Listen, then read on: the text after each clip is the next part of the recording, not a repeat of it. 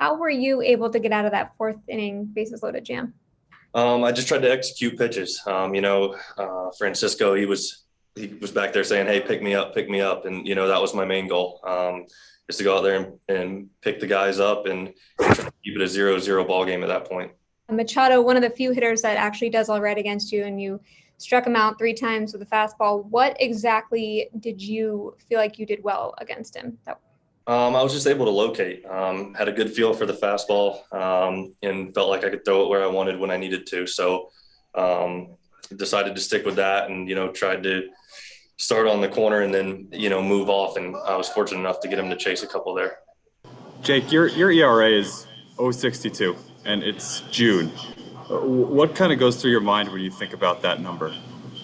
Honestly, I try not to think about it. I try to go out there and just put us in a position to win. I think the work in between definitely helps. Where I'm at with my delivery, we had a little speed bump early on where I missed 14 or 15 days and kind of got out of whack. But coming back, feel good, and just take the mindset of keeping us in a game and try to put up zeros. That's all I try to think about, and execute pitches when I need to, and go back to like 18, 19, trying to just control what I can control. So one pitch at a time and just try to hit my spot.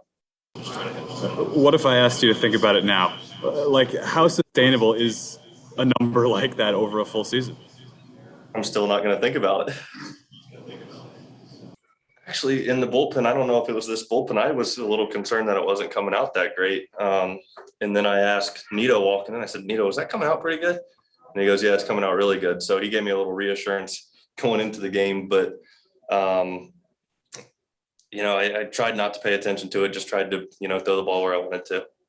Jake, there was a little more of a buzz each time Tatis came up to face you. Did you get caught up in that a little bit? The top pitcher, top hitter, kind of the one-on-one aspect of that.